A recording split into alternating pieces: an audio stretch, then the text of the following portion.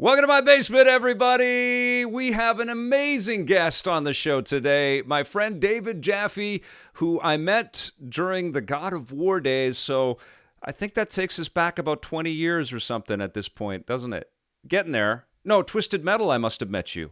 I think it was Twisted Metal 95. So whatever that Unbelievable. is. Yeah. Yeah. At an E3 or an Yeah. industry party or GDC. Were you at the very first E3? I was. I was at the very... That's where he had Twisted Metal. It was amazing. So that's probably where we met. Yeah. Dude, it was very cool. I was at that first Sony PlayStation party where Michael Jackson was at, and they gave out the Polygon Man t-shirts. I didn't even go to that one. You were a big deal. I wasn't. No, it was I was at the exact right place at the right time. What I actually heard though is if you got an invite to the Michael Jackson party, it was because maybe Michael Jackson wanted something from you. If you know what I mean. So that's okay. That's a weird badge of honor. That, so. It was a weird badge of honor. Did he actually play? He performed? No, he played games. He walked around and played games, and it was like we were watching royalty. Like truly, the Prince of Pop was walking by, waving at the minions. I saw the PlayStation 2 launch party, which was in LA at that place called it was some weird place up off Sunset. Yeah. And they had a whole area roped in for VIPs, right? Yeah, yeah. And I'm like, well, I fucking design a lot of these games. Can I get in? No, you're not a VIP. So Bill Maher's in there, yes, flirting and, smoking pot and playing video games. And then like a couple years later, he's on his show talking about how video games are like stupid and how people. I know. And I'm like, motherfucker, you were at the goddamn PlayStation launch party. Everybody was. And that used to drive me crazy. We were out there with a camera interviewing celebrities about the games that they cared about and played and loved. And some of them were awesome. Like I remember Julia Stiles was a big Street Fighter fan. Okay. And, some of them were truly awesome. You know who was a huge game fan that I talked to was the guy that plays Kurtwood Smith, I think. The guy that plays Red on 70s Show. Oh, in RoboCop. And from RoboCop. Yeah. He loves Rainbow Six, Oh, that's awesome. It was really cool to meet celebs that was our way in. And you'd be surprised that a lot of them were really into that. But every once in a while, we would encounter somebody, usually at a huge, cool event, like a PlayStation party, and they were dissing games. It's like, what the hell are you doing here? This is so... I'm here for the chicks and the booze and the food and the gift bag, I guess. But, well, it would drive me crazy. It would also drive me crazy that I would hear stories that developers that were actually building the properties that these parties were supposed to be celebrating couldn't get into their own damn party. Yeah, but, when you have a little perspective on it, you understand. I mean, that party's not really celebrating you. Yeah. That party's a marketing event that's meant to get Us Magazine to take pictures of people coming in. They don't give a fuck about, oh, look, that's the guy that did the particle effects on Twisted Metal. Sweet. Who's on his arm tonight? Nobody gives a fuck, So. I give a fuck. And that was what my whole idea was with EP, was to go and find out how you guys were making this magic that was and I've been doing this for over 25 years at this point. And that's what I'm really recognizing, is that it was always about just tapping into that creative spirit and that drive, especially when you guys are making it up and like figuring it out, but you had this grand ambition. It's always been so unbelievably inspiring to me. Okay. It has. I mean, you guys. No, I all I can tell you, sir, is that the reason I'm even responding that way is because I have, as I've gotten older, and I'm sure you've encountered this too, because if you're like me, you don't feel your age. Right. Like I don't walk around feeling like I'm almost 50. I still feel like I'm 18 years old, walking across the stage, high school graduation, ready to go out and take on the world. Right. Totally.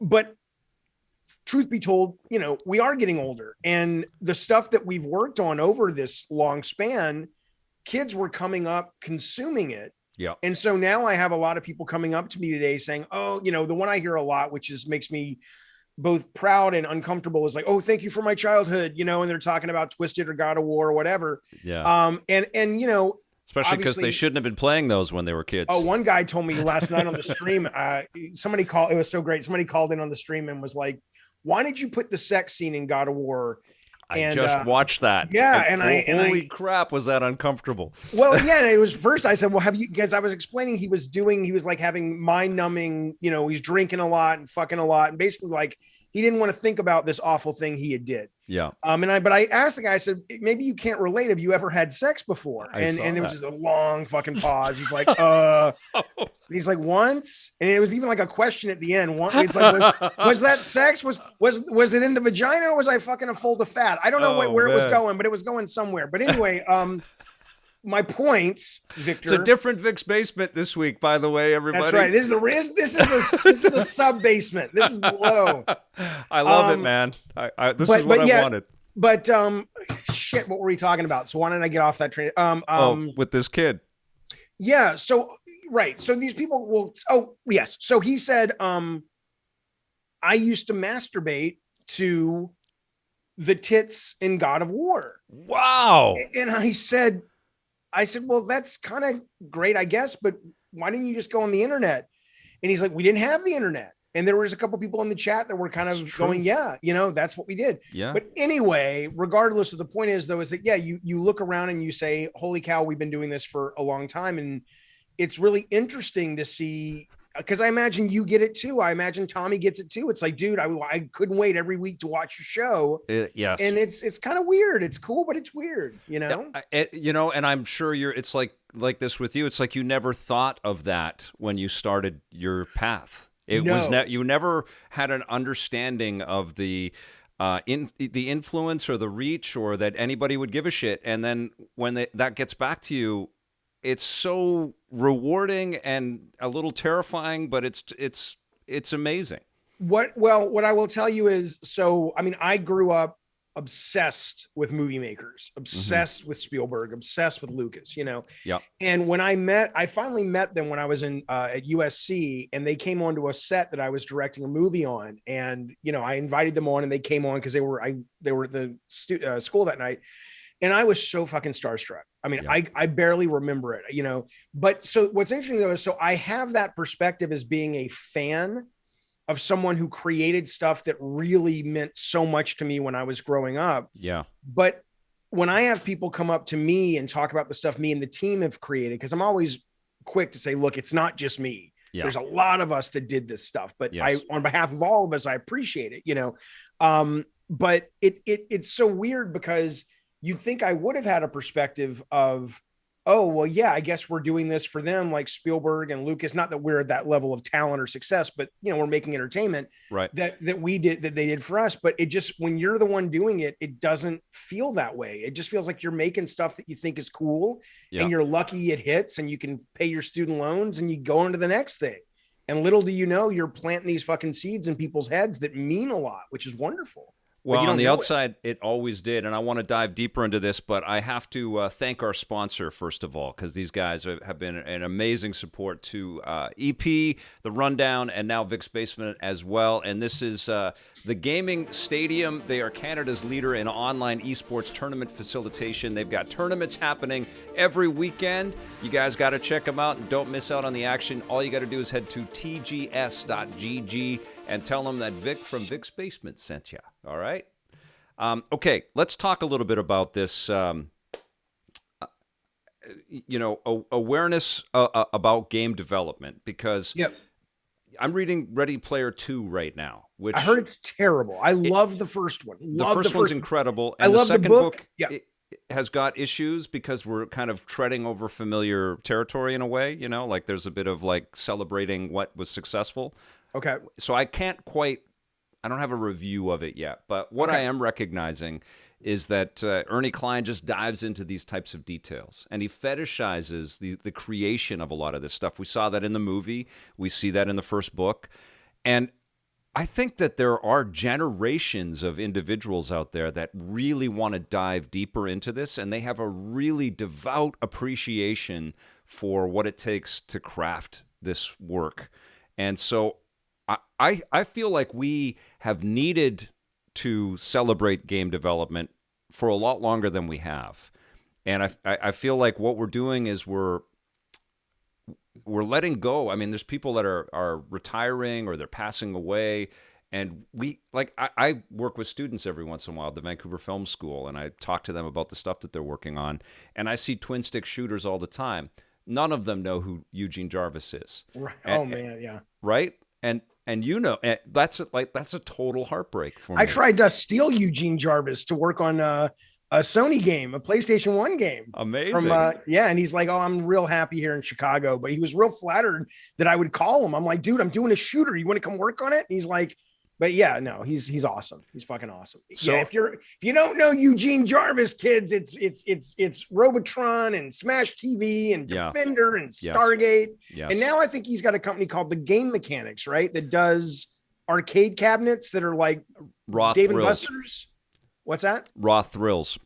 Raw Thrills. That's right. Oh, they had a great vehicle combat racing game that has the skull on the shift. Have you seen this? I don't remember what it's called, but it's really fun. He is working. He's working on.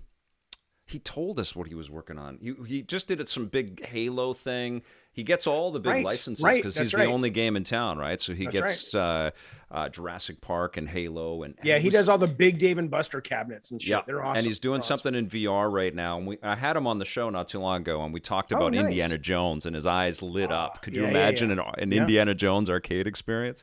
Yep. But anyway, so I fully support the idea of people that love this business, and it's growing by leaps and bounds, to learn more about the people that make them and to idolize these people, not to put them on pedestals, but to know who they are and to respect the hell out of them. Because what we're missing right now, brother, we grew up and came up in this business. Remember when PC Gamer used to come out with the PC Game Gods, and it was infuriating and insufferable, absolutely. But it put names on humans that were putting these things together, and now there is this absence of understanding who's doing any of this stuff. I just think it's dangerous, though. Sure. I think it's because what it really does is and honestly, that's one of the reasons I do love streaming.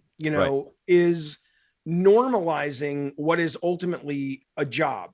And it's hard and it's stressful, and no matter how much success or failure you've had, you never know if what you're working on is going to work. Right. And I'm at PAX, and I've got a line that, people are waiting an hour and a half in to see me and get my autograph, and people are coming up and they can barely talk. They're so, oh my God.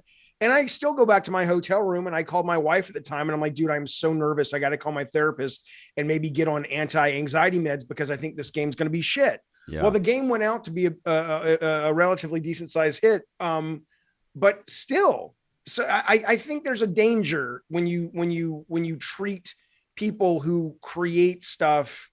I agree, not putting on a pedestal. I know you're not saying that, but there's a danger of amplifying and sort of putting them through a filter that makes their day-to-day work life seem like more than it is. Because it's just not that. I mean, when I was a kid, I would watch. There's a craftsmanship about it, right? You guys are like, it's all there is. And when I was a kid, I worshiped at the altar of Steven Spielberg, and I got so hurt, not emotionally, or maybe emotionally, but I got so damaged by because this was back when we were kids. We're around the same age, I guess. PR wasn't PR. It was different. Like when they would send a behind the scenes crew to document Indiana Jones, the Temple of Doom, it was a more real, raw look at behind the scenes. It wasn't so much like, what's it like working with Spielberg? Oh my God, let me tell you, he's so great. Blah, blah, blah, but it was still a sense of, wow, their life looks so fun. It looks so awesome, but you never saw Spielberg going back to his hotel suite going, I don't fucking know what tomorrow's shoot day looks like because, the actors can't do the lines, and I'm going to have to rewrite this tonight. And what if it sucks? And if it sucks, I'm not going to be able to, whatever. I mean, it's like that part of it too doesn't get told. Mm-hmm. And there's a documentary that just came out called Raising Kratos a couple of years ago. It was about the making God of War Corys, right? Yes. Well, and I know a lot of the people who were in the documentary, and I know them well. And it's so clear to see the editing tricks of the documentarian. Mm. And the documentarian gets a pat on the back and an attaboy, and like, wow, you made a really emotional documentary. And it's like, yeah, but it's manipulative. Right. It's like, it's not real. It's like, there were moments that those people were really stressed. But when you take those moments they're talking about them and you lay a soundtrack underneath them Yeah. and you slow the frame rate down a little bit and it's a little bit more dramatic, people take that and go, oh, my life is just boring. That looks exciting. It's like, dude, it's tricks, baby. It's tricks. Yeah. So that shit, I worry about that. Well, I mean, that's a pragmatist kind of viewpoint on this, somebody that's actually been in the trenches and developed all of this. Right. But I think you also, you're an artist and you probably appreciate reality to be able to interpret from. And so you respect other people's jobs. And I have that too. I do. But I also understand that we are quickly forgetting a lot of the creative impetus that's out there. That's a different thing. That's a very important thing. Yeah. But part of it is in exactly, I mean, Entertainment Tonight, you're old enough like I am to remember it was awesome. Yeah. It was like going to church. It was and just you like thought you were getting the inside dirt, totally. You know, it's like I couldn't get variety in Alabama, so it's like Mary Hart, tell me what's the box office this week, and I thought I'd do something, you know. Yeah. So, it used to be amazing, and they were a champion of the glamour, but they also brought us inside, you know. And we got to know a lot of these folks and these people. And then that's kind of shifted into more trashy, kind of garbagey stuff out there. And I don't want to see that happen with games at all. I don't want to see heightened drama. But I definitely we're not that interesting. Can you imagine? we were following Corey Barlog today. I think he ordered a pastrami sandwich from the place next to the promenade. I don't know. We'll have to, but you know what I'm saying? Like, my fear is that we live in this era where everybody wants to be a streamer, but who wants to make the games that they're going to stream? You know, like I used to want to make the games. Now I want to do the streaming. I know. And that's what's an interesting perspective. But like, it concerns me that Tim Sweeney is basically unknown, but everybody knows Ninja, you know, like that seems weird to me. Yeah, it is maybe. But, you know, the fact of the matter is even though I believe very much and I find it the height of hypocrisy when a lot of these journalists will cover crunch like it's a bad thing. Right. Crunch is absolutely an awful thing. I've been through it. It's terrible, but it's what is necessary to make the donuts. It's what is necessary to create something that is at least an attempt at greatness. Sometimes the donut makers have to crunch too.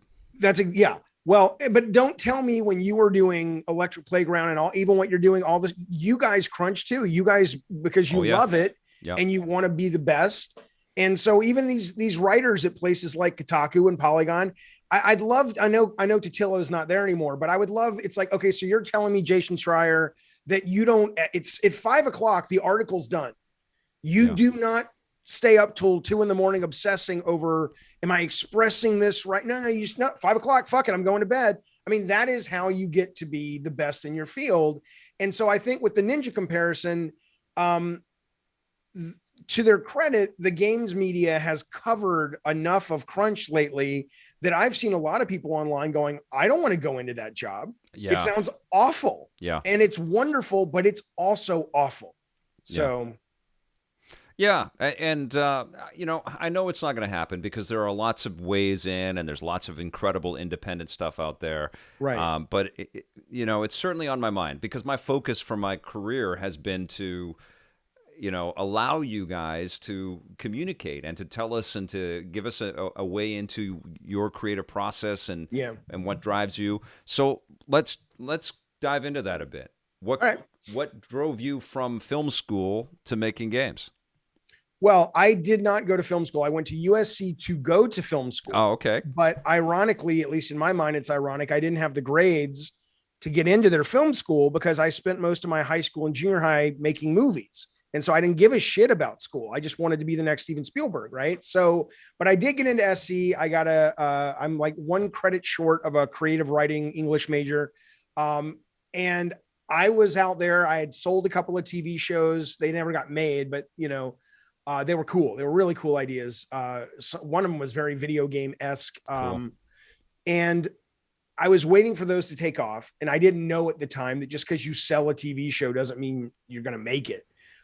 So what happens with a good idea like that? Does it just sit in purgatory forever? I mean, well, they were so general that, I mean, I think if these were nonfiction, these were reality shows. Okay. So it's not as if I had crafted 20 characters and those rights reverted back to me or anything. Gotcha. But no, one of the shows I did was called Manhunt, and it was really cool. It was a mix of American Gladiators and laser tag and LARPing. And it was all on the back lot of Universal, and I sold it to Universal. And so every week you would have a cast of characters that were kind of stunt athletes that would play roles depending on the set we were using, like Nazi Germany, or you'd have to go back and rescue a spy behind enemy lines or whatever. Cool. It was very cool. And so, you know, I didn't know what the fuck I was doing, but they bought it and we tried to make it and nothing ever happened. But the coolest part though, was they said, okay, well, we want you to come up with like the first season of episodes so you can go to the back lot. I took my best friend, my brother, and it wasn't like a tour. It was like, no, just go to the back lot. And we spent like 6 hours walking. We walked through the King Kong fucking thing. Wow. We walked that section where the big flood comes down the hill. I just was there last year, man. That was my last trip before the pandemic. And we went to Universal in Hollywood. It was incredible. We were like, oh shit, we got to get out of the way. The flood is coming. I mean, it was amazing. But anyway, the point is, so I was doing that and I kind of was naive enough to assume just because you sold something, you're on the way. Yeah. And so, you know, I didn't come from a very wealthy family. And so it was kind of like, all right, well, I got to make money. And I was like, fuck, I thought my plan was to get out as a senior in college and go make movies, you know? And so I was pooping and I was reading Electronic Gaming Monthly.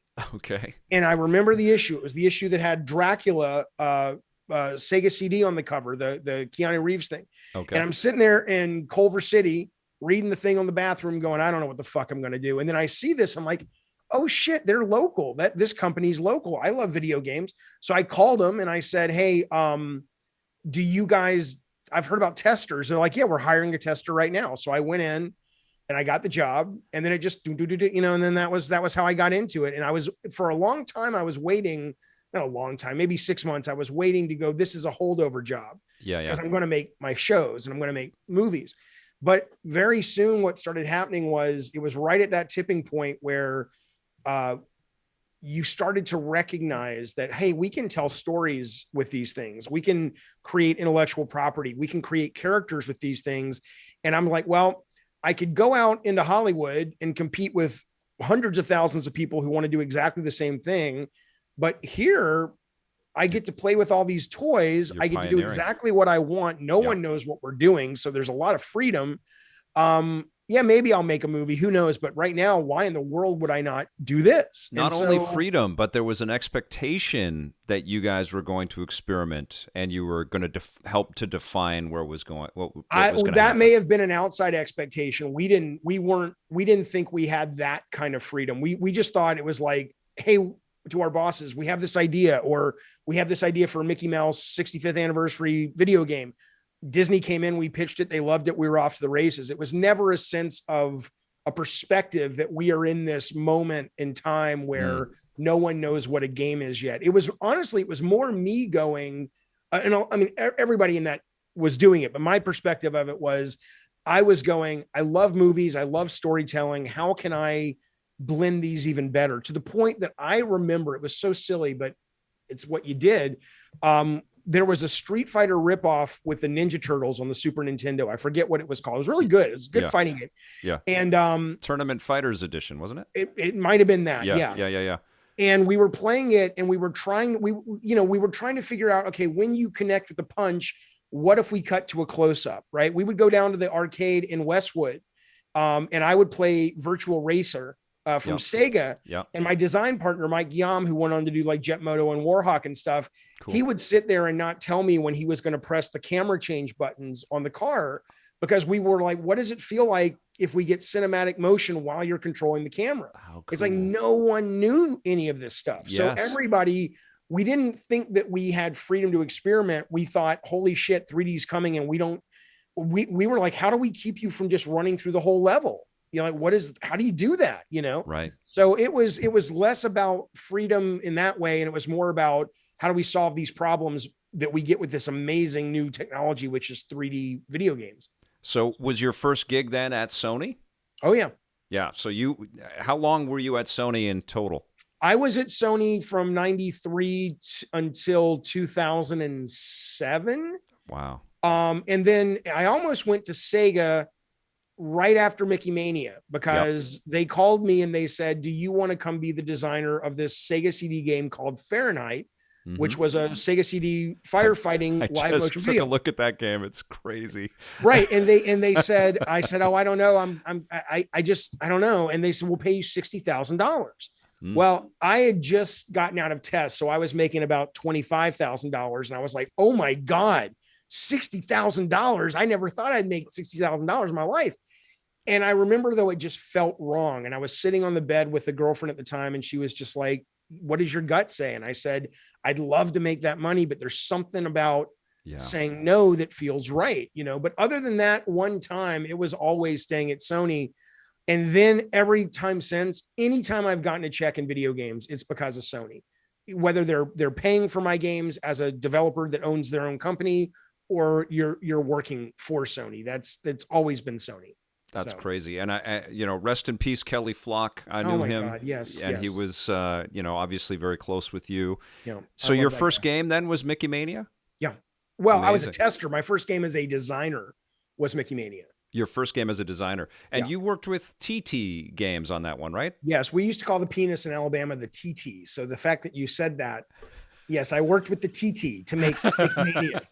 Jaffe, we need a new idea for a level. Not a problem, pal. I'm going to head in the bathroom, work with the TT a little bit, and I'll hit you back. Okay, what about this moose? See, it's chasing you. It's amazing. Yeah. So that was a terrible experience because I didn't know anything. I was coming from film or from a film background and wanting to make films. And I thought, oh, I'm the creative director. That means everybody just does exactly what I want. And they're there to please me. And I'm like, okay, Traveler's Tales, do this. Nobody knew. Sony didn't know. Sony had never experienced a producer, which is what we were technically, because they didn't even have designers. Yeah. They had never experienced somebody come into their studio and say, I care about this stuff in a way that, like, I want to make something. I have a vision. I want to express something. Right. And they didn't know how to manage me and Mike. Mike was the same.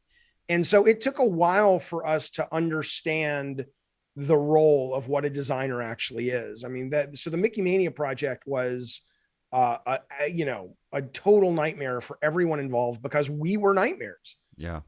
We didn't know any better, but it takes time to learn that process. We're going to move on from there, but I'm curious because I've been looking at a lot of 16-bit stuff recently, and it turned out great. It's a great game. But the Super Nintendo and the Genesis versions are quite different, and like the Genesis one just ran better. It just was a little bit faster. Yeah, same design, but yes, absolutely. It ran. Yeah. Was there a reason for any of that stuff? Was it just I would imagine, if I remember, the Genesis was the lead platform. They were probably and the Traveler's Tales guys had made a game. I think it was called Pugsy, which was only out in Europe. Yeah. And I think what it was they were just maybe more comfortable working on that hardware. And then the Sega CD version was sort of the best version. And then, I've played it in emulation. I wanted to play it on my stream. It doesn't play well because I didn't know enough to tell the Traveler's Tales guys. Like, even the opening level, there's these smoke plumes that go off and you have to dodge them, but you can't tell what you can jump on and what you can't. I didn't know enough to know that's a problem. And that was endemic in 16, though. In 16, it might have been. Yeah, maybe you just got used to it. But then they made a version of it, like a remaster for PS1, and it almost came out in America. I did an interview and everything when it was going to come out like 8 years ago, and then the last second, Disney came in and said, "Yeah, you guys don't have the rights to publish that in America, but that you can play on emulation, and that is probably the best version." Where the collision's sharper, it works better, and that's probably the best version, and that's what I'll play on my stream. But it was, and then it came out the same. I want to say I might be dramatizing it. It certainly came out the same month.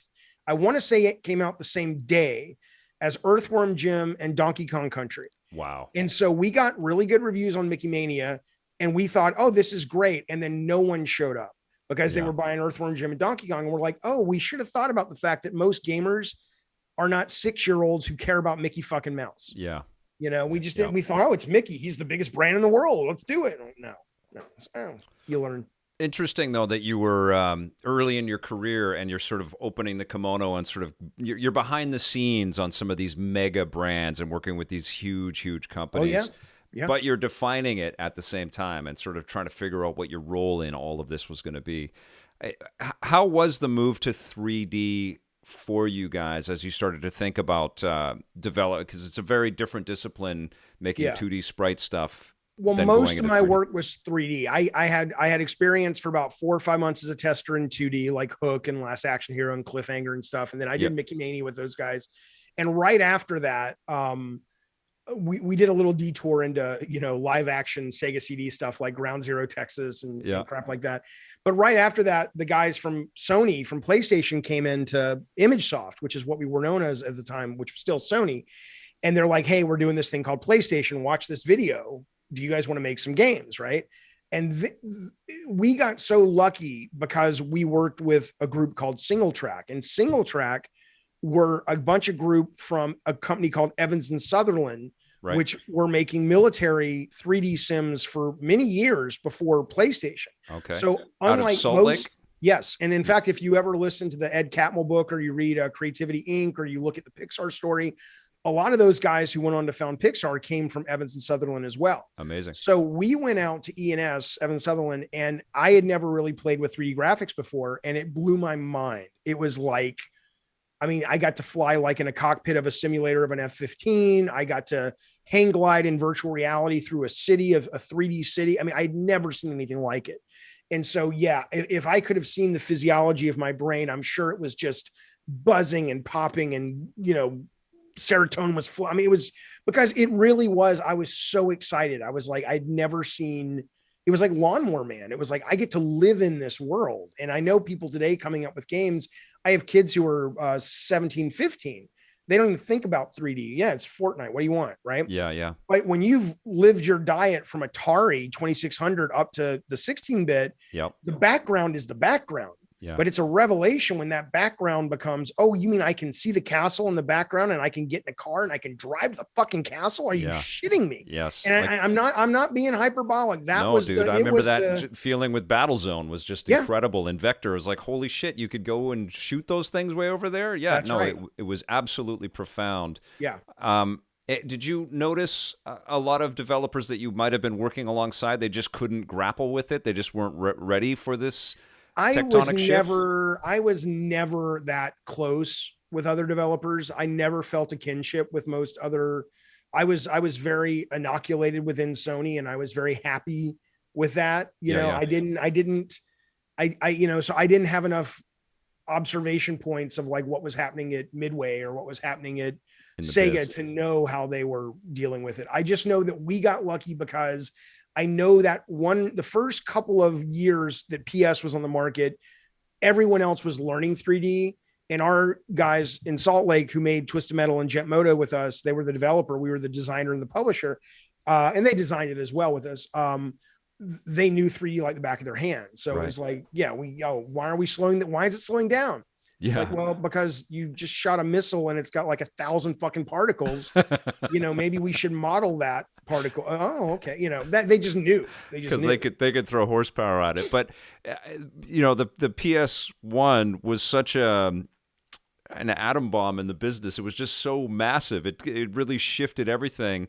Yeah. And you guys were on this rocket ship, man. Did you know what it was? Did you feel the influence that Sony was going to have as a hardware manufacturer back then?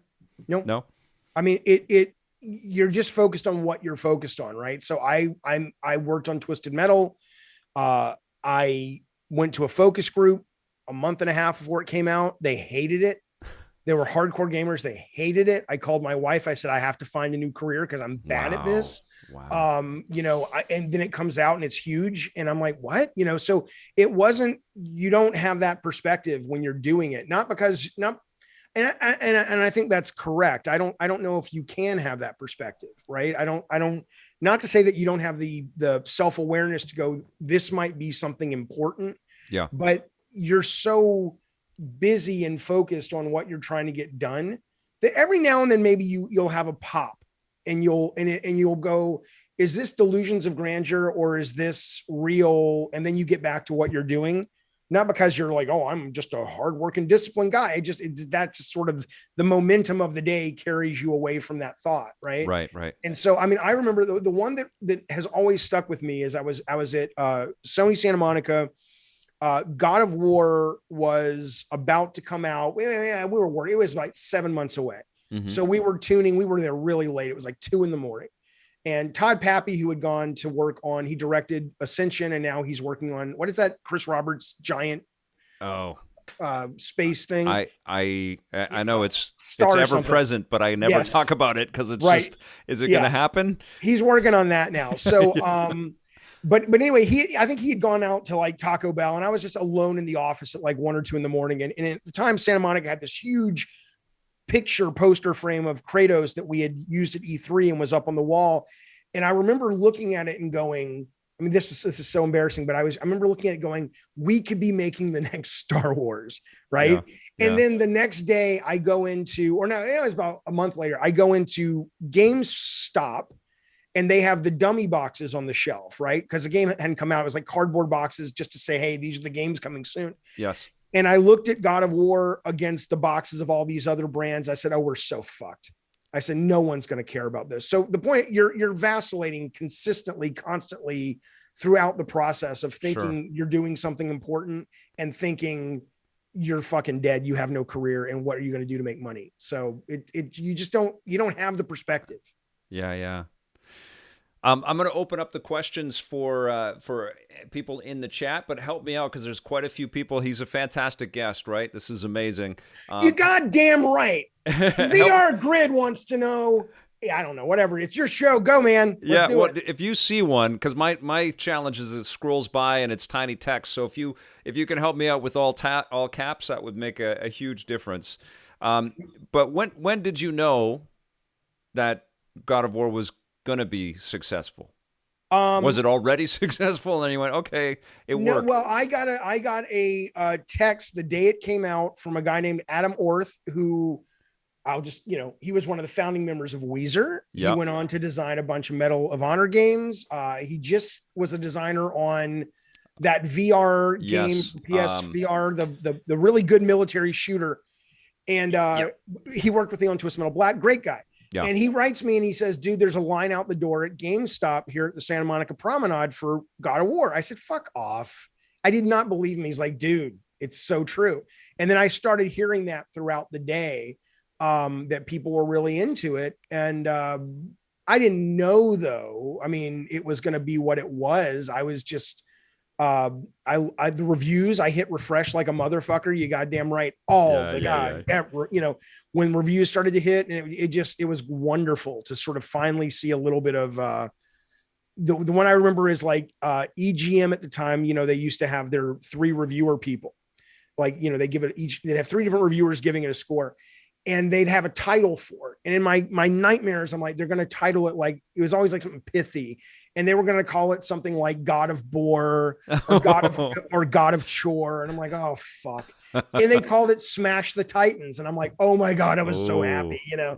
So I just, it took a while to realize that it had an impact on people. But at that point, you're moving on to something else, Did you have a moment of, kind of awareness that you've made your mark in this business, or was it you just have to kind of get working on the next thing? You got to focus. It's not that you have to, like, life is so hard. It was just more, the only thing I remember coming close was I was doing an interview. I was actually driving to a therapist, and I was on my phone in my car, on my speakerphone, and I was doing an interview with the LA Times about the success of God of War. And the guy said to me, he says, because I was going to the Hollywood Bowl that night, actually for Tommy's, it was the first Video Games Live. I was there. And so I was like, oh, I'm going to go do the Hollywood Bowl tonight. And then we're doing this. And he says, wow, these are pretty heady times for you. And that was the one that stuck with me. I was like, oh, I guess this is cool. This is working. But I didn't spend a lot of time, is it because it's so bloody hard? to make a game? Is No, is the do you spend a practicality lot of it time, just? you have a show that's beloved. You have, do you spend a lot of time thinking about it? You spend a lot of time thinking about the work, Yeah. and you spend a couple of moments when you've got a good edit, or you've got a good episode, or you've got a good interview, and go, that was good. And then you're on to the next thing. Yes. My ex-wife was writing a book about, she was interviewing people who had these like amazing careers. And I don't know if she's going to finish it or not, but she talked to this one guy, and I was like, this is when I knew we were getting divorced. She talked to this guy who was an astronaut. Yeah. He had flown the shuttle like 3 times, and then he had gone on to climb Mount Everest twice. Whoa. And I'm like, I can't compete. Let me just fucking help you pack your bags, sweetheart. This ain't gonna work out. But she said to me, though, I said, well, what was climbing Everest like? What did he say? She said she said he got up to the top. He prepped like a motherfucker. He trained like a motherfucker. He gets to the top of Everest. He stands there for about 30 seconds, maybe a couple of minutes, appreciates it, and then he's going back down. He's on to the next thing. Yeah. It's not. When you hear people describe success that way, it sounds like they're trying to give themselves like a backhanded compliment, like it's trying to be noble. Like, no, man, it's not that. It's just, this is a terrible way to describe it. I'm not good at analogies on the fly, but the best way I can describe it is when you hear people talk about like flat world or like a world in 2D, that the people who live in 2D can't even comprehend what it would be a 3D world because all they know is 2D. Yeah. When you are making stuff, it's not that you are some kind of noble person that, oh, I don't really think about the success. No. It's that in order to be successful, it requires a mindset of myopicness on the functionality of the day-to-day and the vision, just to hold that vision from conception to working with a very talented team to mold it and change it and have them improve it and get it out the door. If you let go it's like letting go of the steering wheel and you're driving 500 miles an hour. It's like, you can do it, but if you do it for more than a couple seconds, you're going to go off the fucking road. Yeah. So I just don't have that perspective on it. I have the same perspective. The work is the reward. The work is the gift of it. Being able to do this stuff it has to be, because it's so hard. Yeah, but it's also the journey of it and the setting these goals. That's what gets you going. You know, it's not achieving the achieving the stuff and hitting the marks. But that goes back to the original thing that I was talking about. The whole covering these people who make this stuff. They get covered.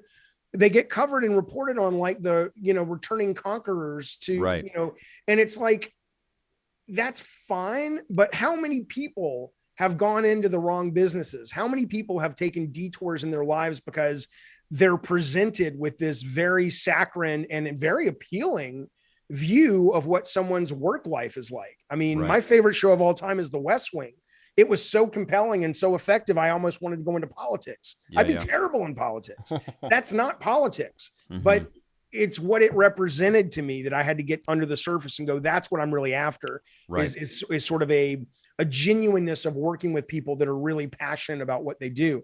I think it's the same thing. If you're saying it's the work, you're saying it's the journey, but it is, but you have to agree it gets covered in all walks of media, like it's that there's something special in that, and there's something noble in that, and that it's damaging.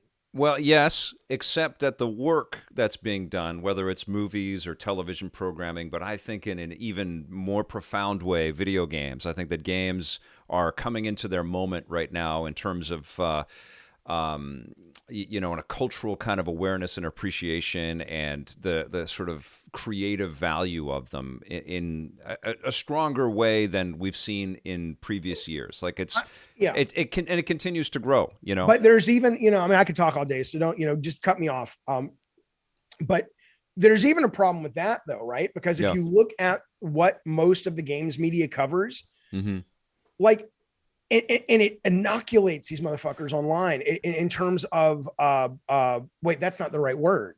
I'm thinking too much about the virus. God, I hope we survive. Anyway, it affects these people. It gets, because what happens is, Now I lost my train of thought. I was thinking about the virus. Hang on. Well, No, I gotta tell you. No, I gotta tell you. It's real important. Is it around story? Is it about? Yes. Okay. Yes. You're talking about how big games are getting and all that and cultural. Yeah. Okay. Yeah. So there's a lot of people because of the media. Clearly, I have a bone to pick with certain video game media. Yeah. They'll look at the things that are easier to cover, like movies, and they are convinced that, you know, and again, I'm playing The Last of Us 2 right now for the first time. And after I got past the opening, which I struggle with, I'm really enjoying it, you know? Yeah. It's not that I don't like these kinds of games, but the media, because they feel like movies and there's a template for covering those. Movies. Yes. Right. They tend to be able to sort of frame their stories around those kinds of games. But if you actually look at the games that are absolutely changing culture, it's not God of War. It's gameplay. It's Among Us, it's Fortnite, it's Roblox. Yes. I mean, Roblox was better when the oof sound was free, but you know, but I mean, it doesn't mean. Who should we talk to about that? I don't know. You know what? I was this close to making a video. Then I'm like, nah, I like Tommy. I'm not gonna. But I'm just like, really, Tommy? Really? The fucking sound effect, man. I've been to his house. I've ridden in your Ferraris. Do you really need the ducats? Do you really need? It's like if he's launching a console, man. If he needs the ducats. If he would have said, look, I'm going to take the money from Roblox for the oof sound, and I'm going to funnel that into Girls Make Games, or I'm going to funnel that into a charity for kids who don't have a lot of money to get computers so they can learn to make games. It's very good. How many more Spider-Man issues do you need, Tommy Tallarico? Come on. But anyway. Yeah, his house is amazing. Goodness gracious, what a fun house. Yep. But yeah, so my point is, it's not that I want to devalue these other games, but when you're absolutely right, gaming, especially with the pandemic, has become this thing. Yeah. And it's been wonderful. It's been wonderful to be able to connect with people. But like Jackbox Party and Among Us, and even like just, you know, the IO games like the Snake.io and stuff that you play with your friends. It's just that never really gets covered, maybe because it's not very sexy, but that is actually, I remember going to Vegas a couple of years ago. You could not go to a gift shop without seeing Fortnite merch. It was ubiquitous. Yes. And people are like, oh, Fortnite sucks. It's crap. I'm sure people in the chat. I don't think it's that, David. Like, from my vantage point, I don't talk about a lot of that stuff either. And it's mostly because it's so accessible and free. There's no risk to give it a shot, a lot of these types of titles.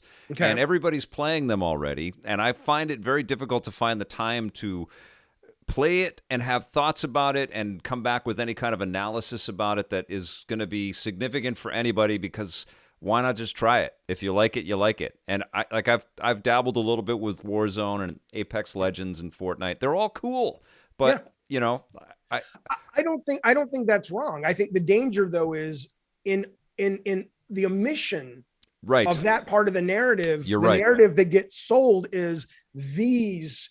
I mean, are the crown jewels. Think about how ludicrous it is. And I always go out of my way because I love the guy. He is one of the biggest hustlers in the business. But think about how ludicrous it is that Jeffrey Keighley doesn't offer a best design award.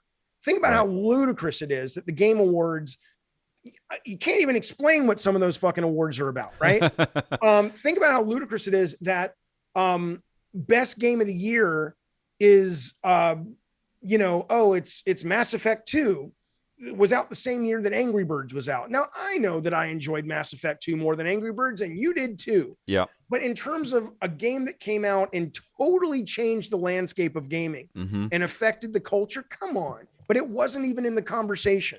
That's the danger, I think. Yeah, and I guess what it is because the DICE Awards and the GDC Awards are different than the Game Awards, and there is a practicality, and I've encountered this a lot, right? Like, I've always held the AAA, the big teams, sort of working to kind of move the business forward with visuals and a pulling of game mechanics from a bunch of different ideas. I've looked at that as sort of the holy grail, the pinnacle of where we're going to go forward with games. Yeah. But I think people that make games just think, well, what's the shortest point from here to here, and how do we make that a success, and how do we engage the players? And I see people that make mobile stuff that used to make AAA, they're happier than ever because it's the same work, but they reach way more people. Oh, you don't even know. Maybe you do. Listen, chat. Are you paying attention? Listen. I mean, I don't play many mobile games. One of my favorite games last year was called Grindstone, which was phenomenal. Great game, yeah. Just oh boy, I hope it comes out on Steam because I really want to play that on my PC on lunch. But I talked about this in my stream recently. Supercell just crossed the 1 billion threshold with their 5th goddamn game.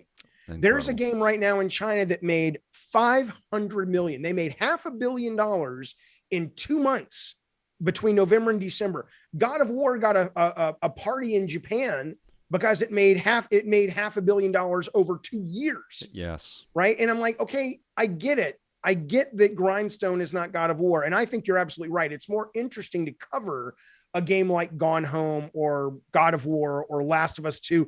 I love the fact I'm playing Last of Us 2 and it hit me the other night.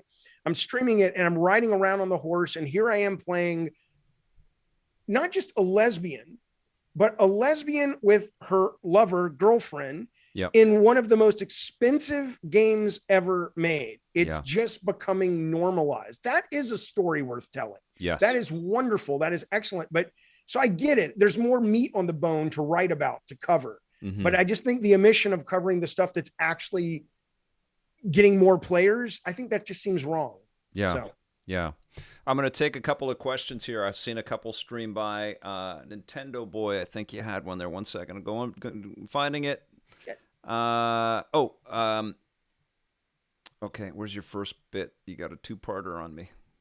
Jesus. Okay. I don't see. I just swallowed a bunch of Carmex. I'll be right back. Okay. Okay, David, having worked here in Utah for Twisted Metal 3, was it different than it was in other parts of the U.S. or the world? Okay, good question. I'll ask him.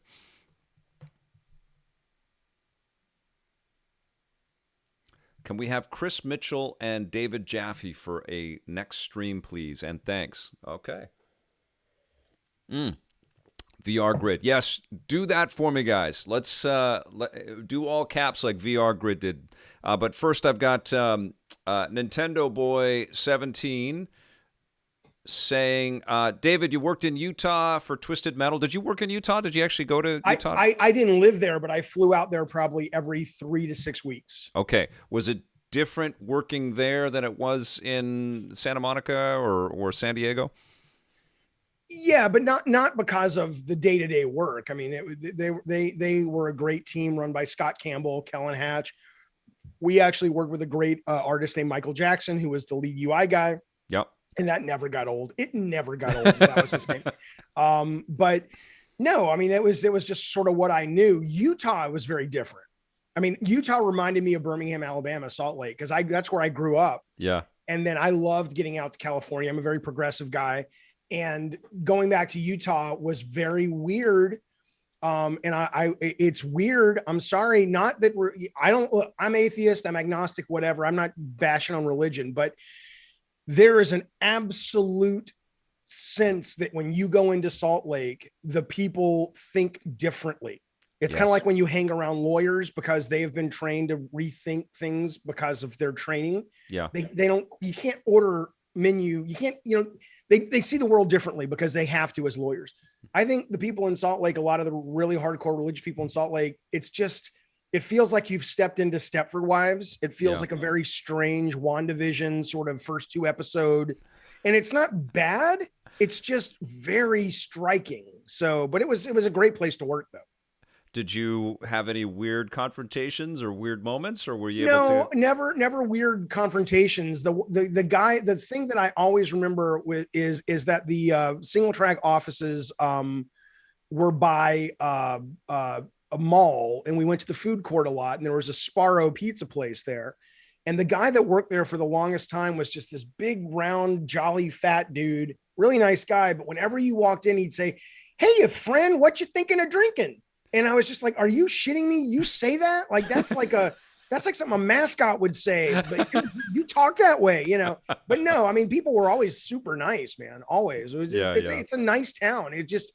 It's weird for someone like me that just goes, there's a lot of beautiful lot of beautiful people there. It's like a little American version of like Switzerland. They're all blonde, you know, and they're all attractive people. And I'm just like, the fuck is, maybe I should go be Mormon. I'm going to be good looking and blonde.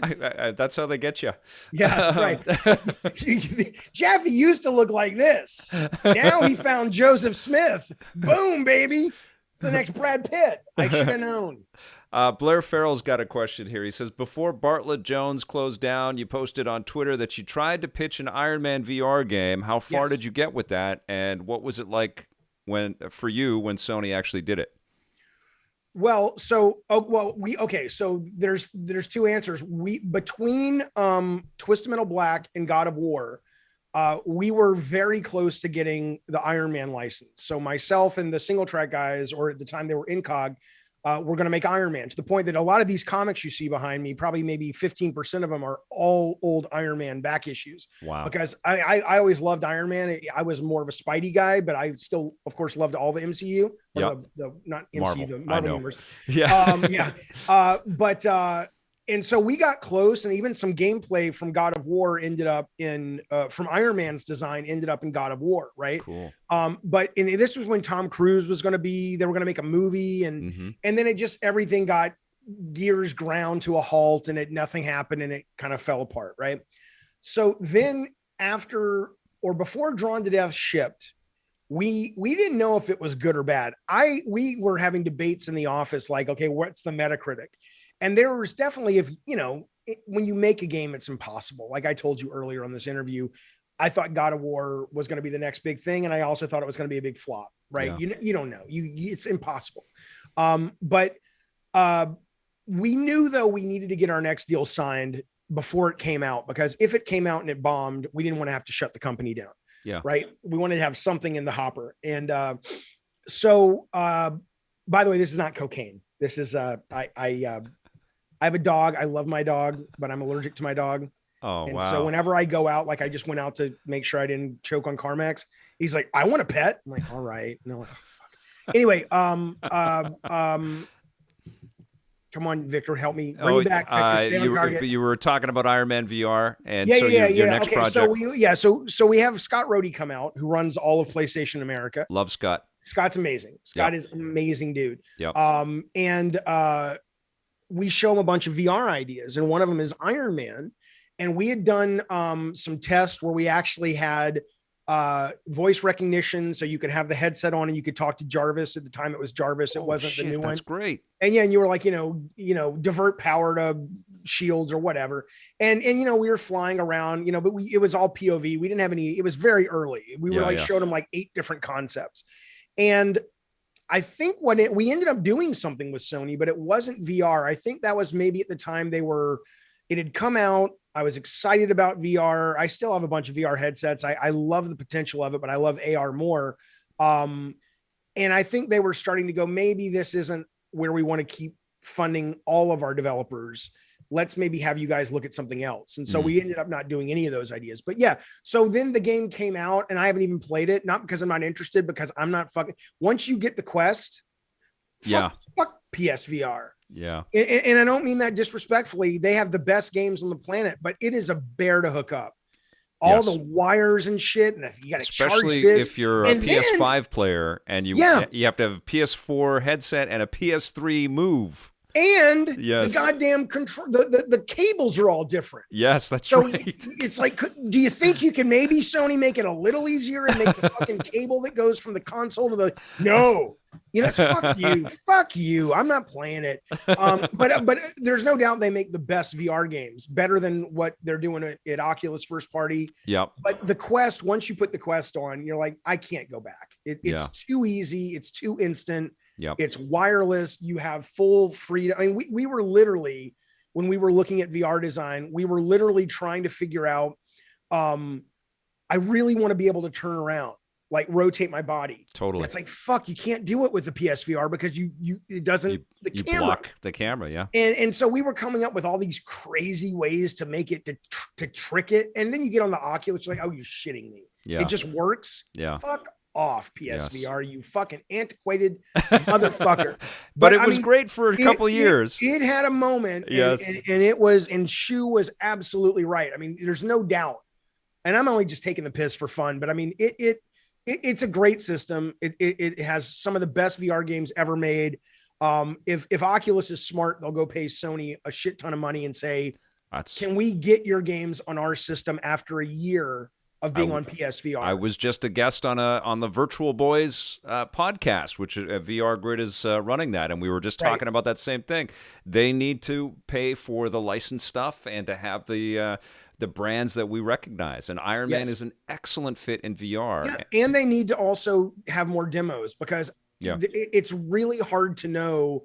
Those games are like, $19 to $40. Yeah. And I'm like, a VR game, if your audience hasn't played VR, it can be so different than what you see on a 2D flat screen that I'm not going to roll the dice with a $39 adventure game if I can't take a sample of it, Yeah, totally. So I think they've I don't know what's going to happen. I did find out today that Palmer Lucky follows me on Twitter. I was like, what the fuck? But yeah, I don't know. I love VR, but I definitely think that AR is going to change the world. VR is cool, but it's not going to work. It's clunky. It's clunky, and ultimately it's not game changing. It's wow inducing. It's phenomenal in terms of the sense of presence that it gives you. But once you get into that and over that, you're still left with, it's the exact same experience as playing a 3D game on a flat screen. How do I open this door? Let me find this key. Where's the right, so ultimately it doesn't really change anything other than the initial wow factor. And that's a great wow factor, but it's not enough to move the needle. You're always thinking that it could be better. That's the one thing about this piece of tech. Every one of us can imagine this further along.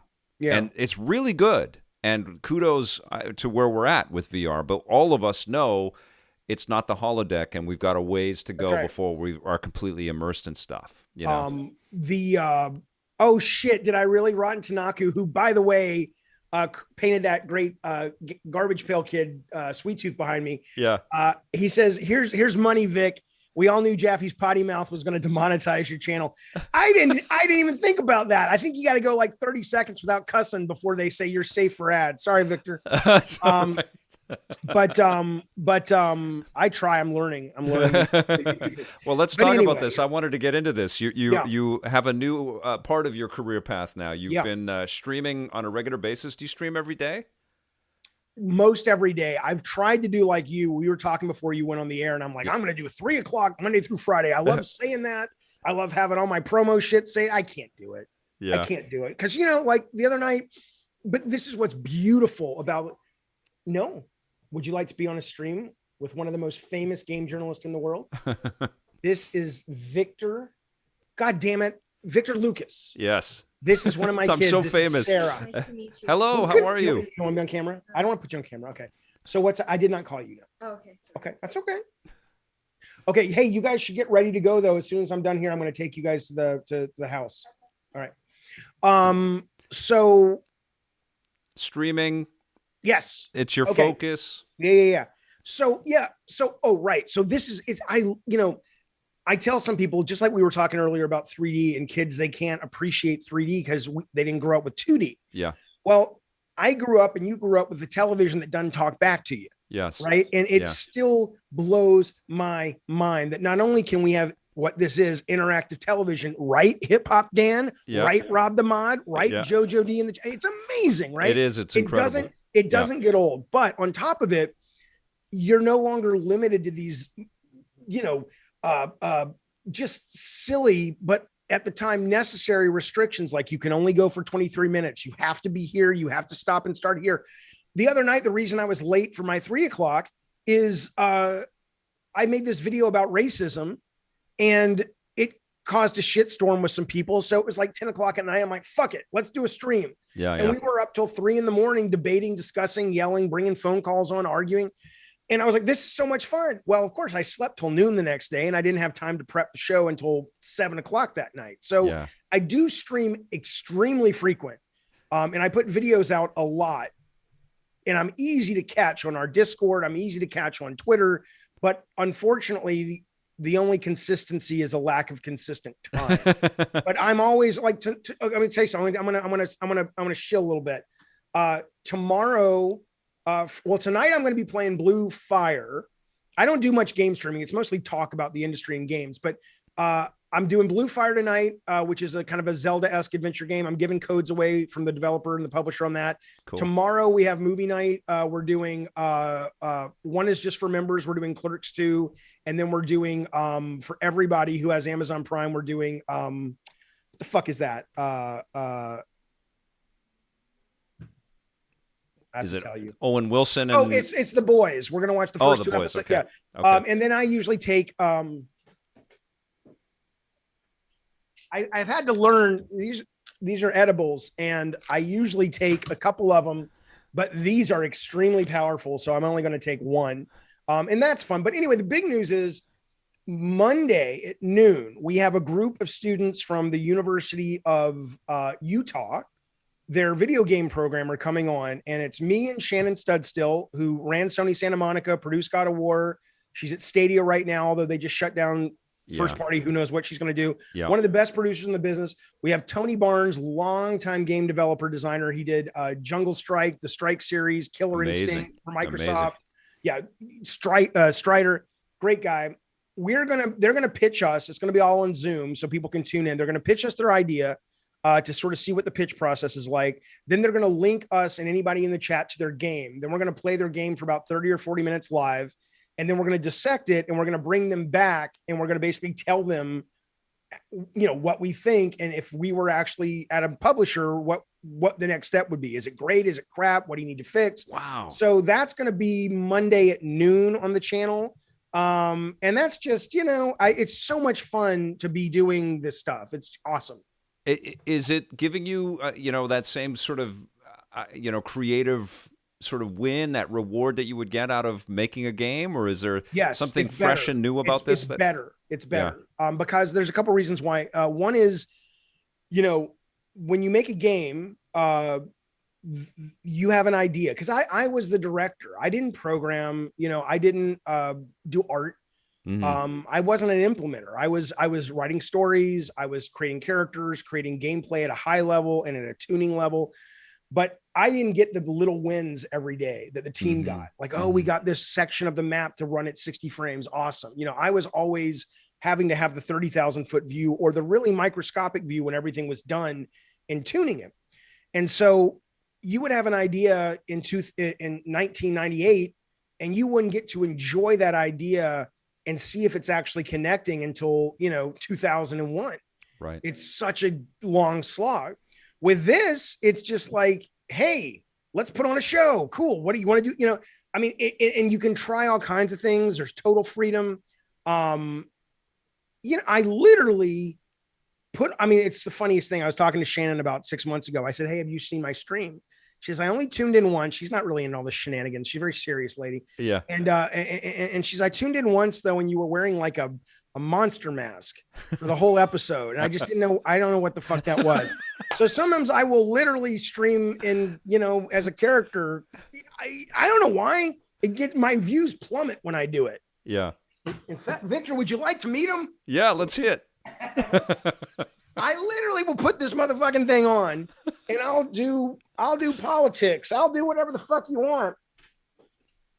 Now when I put this on, Victor, you have to understand the Alabama boy comes out, you see, and I like to talk about all sorts of things. I like to talk about the different tints. You know what I learned about the other day, Victor?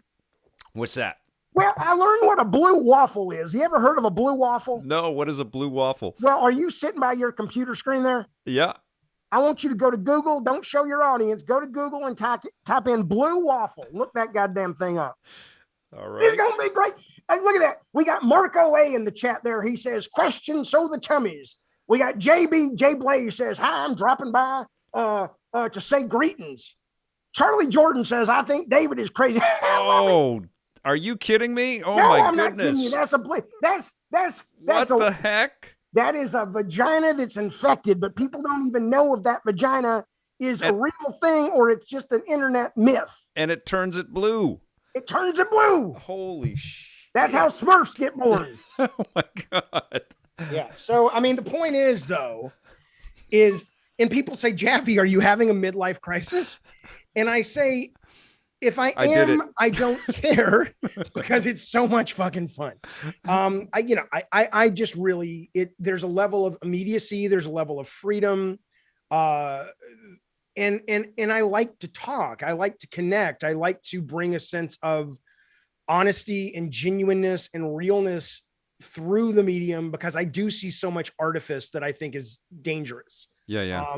And I get a lot of people. I mean, maybe everybody does, and maybe I only have my experience, but how many times have you been streaming and there have been people who are just like, and this isn't the reason you do it, just like you don't make God of War or you don't make Electric Playground because you want to be someone's childhood, but how many times have you been streaming and there are people that will tell you in the chat, it's like, I'm depressed right now, or I'm really lonely right now, and this is really keeping me, happy, and I was like, I that's not the reason you do it, but that's really cool too, to know that you can, all this silliness aside, you can reach out and have a direct connection with somebody who might need it on that any given day. So that's cool, man. I think it's wonderful. I think it's amazing that you are allowing your perspective, that access to your experience, and being so forthright with it, and then also bringing friends that you know from across the business. This is exactly what I'm talking about, right? Like we need to know game makers are people, and we need to know, what gets them up and what fires them. And do you want to come on and be a judge on this thing Monday? Look at me putting Victor on the spot. He don't want to do it. He don't want to do it, but he's going to have to come out. He's going to come out with a way to say I don't want to do it. And don't make him sound like an asshole. Let's see what he does, boys. How long is it on Monday? It's probably about 2 hours, because we're going to have them pitch. Then we're going to have to play. Then we're going to have to talk. I mean, I'm just fucking. I mean, I would love you to do it. I would love to do it, but I have to kind of be ready to do it, because I've committed myself to making the news every day, and that takes a big chunk of my day to put it all together and get it out there. Oh, sure, Victor. I understand. But I would love to be, if you ever want to have me on as a guest on your show, I would totally be honored. Let's talk about Amico. Wonderful. Let's talk about Amico. Anything, yeah.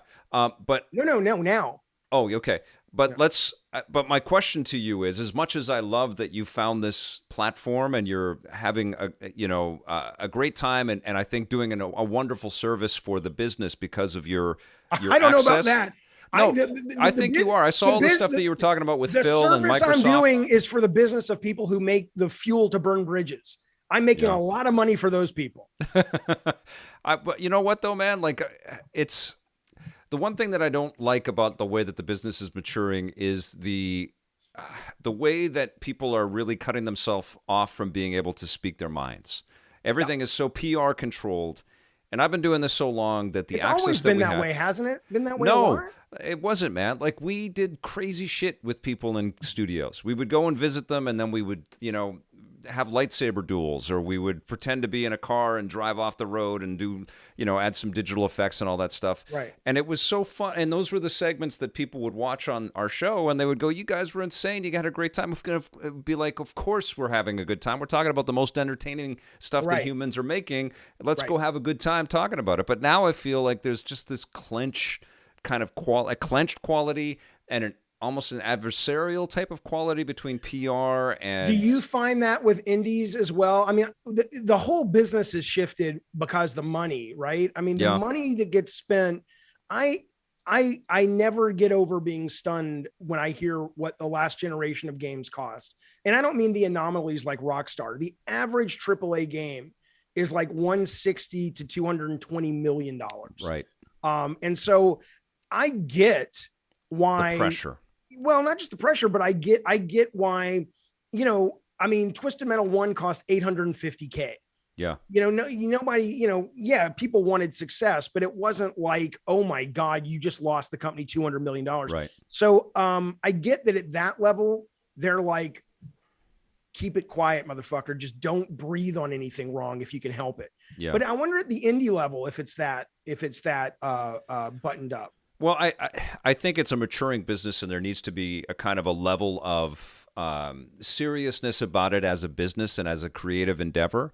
But I also feel like people should be able to talk about their competitor, or a business decision that somebody made over there that they don't quite agree with, or that was a reason why they chose to go over here. Right. And I feel like interviews that I would have with devs 15 years ago, 20 years ago, there was a lot more freedom to have those types of honest conversations. People could tell people that they loved something that they played on X platform. Not I have been told many times by people who are at Sony, they're like, Jaffe, would you go back to Sony? And the people at Sony say, I don't think you would like it here anymore. You would not fit in here anymore, which is not to say it's a bad company at all. It's always been a great company. And Scott Rhodey is still running PlayStation in America, along with Connie Booth, Yeah. But it's more like, I don't have fun in that kind of environment. I don't like things being that, I'm not joking when I tell you there's a person at PR, I won't name their name, who cannot stand me. And even if Sony wanted to back dump trucks of money up to my door and say, come back, until this person is gone, I don't think I'll ever work at Sony again, because they're like, this guy's too much trouble. But that's okay. I don't mind. But yeah, the stuff you're talking about, I made a video recently about Phil Spencer at Xbox. Yeah. And I'm like, I go out of my way because I'm not a mean person. I go out of my way to be like, man, I love Game Pass. I love what they're doing with Game Pass. I think it is game changing. I think the acquisitions that they're doing are incredibly smart. And it's going to be awesome. But I think they're awful managers when it comes to managing product development. And I don't think that because I just have some analysis. I think it because I can see the writing on the wall. Right. The consistent delays. I have an Xbox X right here. I love it. But you don't launch hardware without a single fucking exclusive. And how crazy. Long are we? Yeah. We're what, 3 months, almost 4 months past November. Where the Medium? That's not even really exclusive, right? So I'm not I'm not an Xbox hater. I have them all. I love them all. Xbox Quick Resume is fucking amazing. I love that system. Yeah. But my goodness gracious, what's it going to take for whether it's Matt Booty or Phil Spencer or whoever's running the show over there to go, you know what? We're really good at the 30,000 foot war map. Game Pass, brilliant. Putting Game Pass on televisions, even more brilliant. So you don't even have to have a console. Yep. Buying these companies, Quick Resume, brilliant. But you know what we're not good at, Matt Booty? You know what we're not good at, Phil Spencer? Figuring out how to manage the day-to-day development of these various studios that we are responsible for. You know who is good at that? A bunch of people at Sony. You know what we have? A lot of money because we're Microsoft. You know what we should do? Let's go try to fucking poach some motherfuckers. Instead, it's just like same old shit.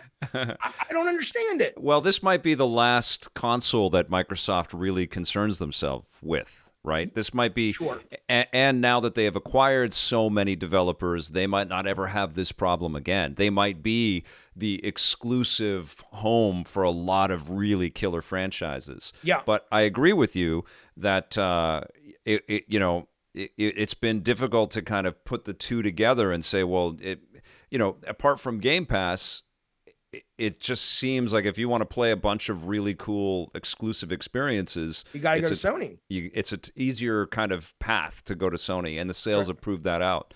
I think, though, it's pretty clear that Xbox has a totally different business strategy around how they're going to reach people, and it may win ultimately for them. Yeah.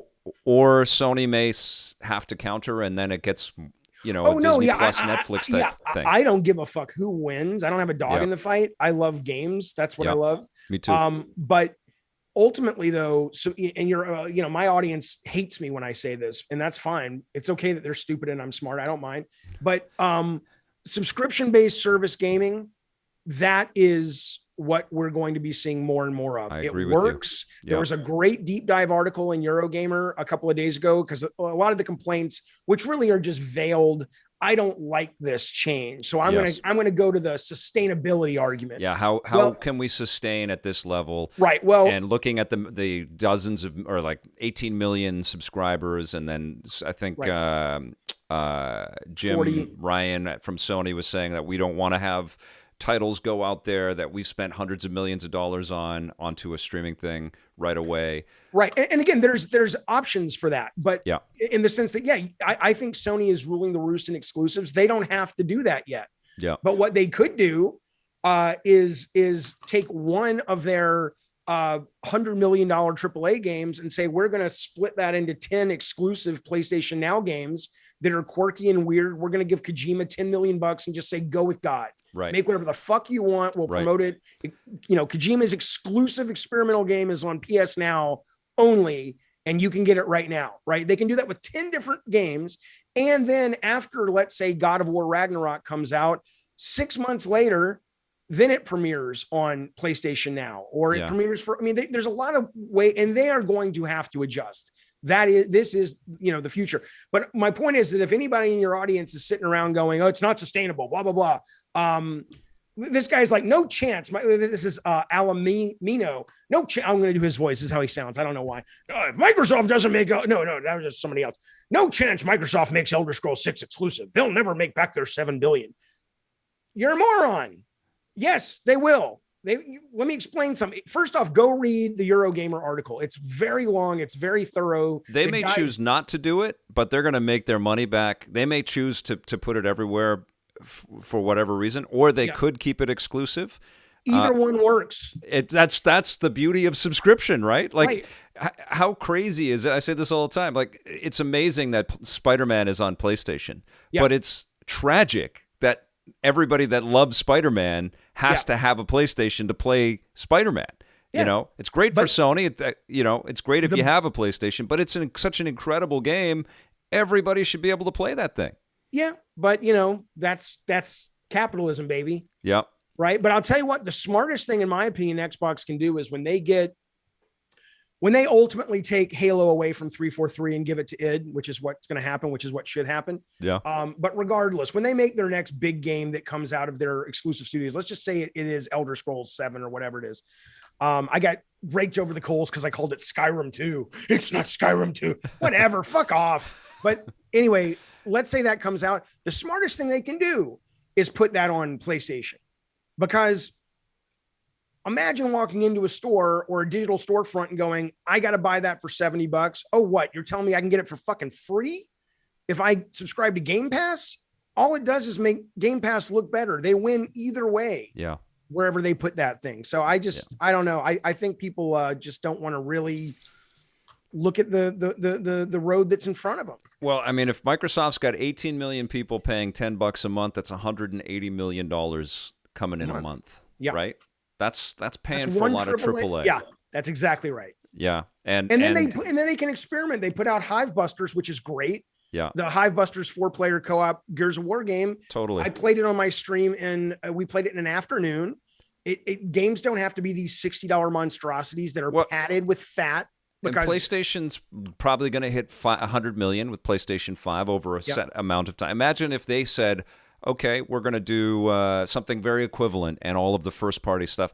They would easily get to 20, maybe 50 million subscribers that would buy on for that. How much money is that coming in every month consistently? They're going to do it. Jim Ryan has said as much. He was veiled about it in that interview. I think it was with an Australian outlet, but he was like, oh, well, we're not talking about PS Now changes today, but we're definitely, there will be something we'll announce in the future, something like that. It's you don't answer that way if you don't want to send a signal that yes, we know we have to make some changes there. And I think the last holdout will be Nintendo. They'll figure out a different way to that, but eventually they'll get to something like that as well. Yeah. Let us talk about the Amico. What are your thoughts on the Intellivision Amico? I love the vision of it.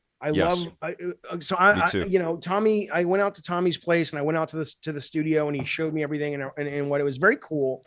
I love the passion. I love the ambition. I love the vision of it.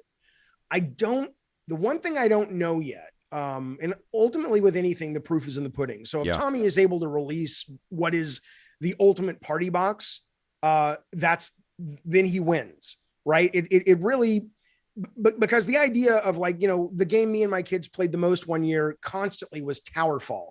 Right. On same screen, we loved it. When my ex comes over, the only thing we play when we play video games are me, the ex, and the kids get out our phones and we play Song Pop on Apple TV. Wow. Because it's like name that tune, right? Yeah. I mean, the idea of a box that is all about and only about that, and not only about that, but everything on there, not everything, but it is curated in such a way that it's really good. So if you get an Amico, or if you give an Amico for a holiday gift, you know that it's a party in a box, basically. I love that. Yeah. If he can deliver on the quality of games, it's great. The one thing that seems a little weird to me about his pitch, though, is, and I don't know if he's just in salesman mode or if he literally has a blind spot. And sometimes it's the same thing. Yeah. Sometimes you have to have a blind spot to do things that are new, because if you saw everything, you wouldn't do it, you know? Yep. And there's value in that. Sometimes there's danger in that. But when I hear him talk about, it reminds me of the Ouya CEO, where she talked about, oh, I want to bring gaming back to this, the single screen, I'm like, but that hasn't gone anywhere. Yeah. If you play the Switch, there's tons of games to play on the Switch and the PlayStation and the Xbox and PC that you can play Overcooked, you can play Moving Out, or Moving Day, whatever the fuck it's called. There's tons of Gang Beasts, Human Fall Flat. There's tons of, let's sit around and just laugh ourselves silly because we're having fun, and anybody can play that. I don't understand what that is with Tommy. I don't know if he really believes what he's saying, or he's like, that's just my angle in because it's a good pitch, and it is a good pitch. But if he can make a party in a box, it's going to be great. What do you think he's got to do to differentiate the way that people look at this console? Like, it has to be the games. It has to be, holy shit, man, Moon Patrol is fucking the shit. It is awesome. It has to be. He showed me a game they were working on, which was like, I think you used the microphones to sort of say words backwards, or it was really fun. It was a really strange, unique mechanic I hadn't played with. Yep. If it becomes like the thing that families and friends and college kids are like, yeah, I know PlayStation's amazing, but look at this fucking thing. All we do is get drunk and get high and play this all weekend long because it's so fucking stupid and fun. That's what a good party game does. Yeah. So to me, it's got to be the software. There's nothing wise about me saying that. It's always the software. Yes. But it's got to be a consistent launch and a consistent pouring of software after, of things that don't just feel like cheap mobile phone games, but they feel like these are tower falls. There's like, it's a box where you can only play the next 10 tower fall type phenomenons. Yeah. Do you think he needs to be putting it in? I mean, I know that the goal is to have it in stores that gamers don't necessarily gravitate towards to find their games. Do you think that that's going to be a key ingredient to this thing succeeding? Well, I think you have to do that. I think it's great. He's trade on the nostalgic brand and and he's cozying up to the brands. I didn't know who JoJo Siwa was until he fucking told me who she was. The fact that he's kind of in the weeds with the family brands, that he's talking to Walmart and he's in with Target. He's going on the Ellen show to promote it. I mean, that if you go out to E3 and say, come play Shark, wait in line to play Shark. No. Yeah. But that's okay. It doesn't mean it's not worthy. It just means that I think he's doing the exact right thing. He's got to get those people. Yeah. I think gamers, I have people on my stream all the time. They will only play AAA. They want nothing to do with indie, nothing to do with mobile. The Amico, they wouldn't scrape off their shoe if they stepped in it, in the park. Right. But that's not who they're selling it to. That's exactly right. Exactly right. And so I think really the best thing though is you can't launch it with crap games. Yeah. And that proof has not been revealed yet. Right. I've played some of the games. They're definitely, and this was a long time ago. This was over a year ago. And they were like, okay, there's definitely a lot of potential here. There's some cool stuff he's working on. But until the games come out and you start hearing people talking, dude, we played all weekend on Shark. It's just fucking great. Yeah. It's got to be that, or it's not going to work. The last thing that could have done that, but it was tethered to these consoles, was Rock Band. I think that if Rock Band had come out and you could buy the the controller separately, and they just hooked up to your TV. They didn't have to do any kind of console integration or anything.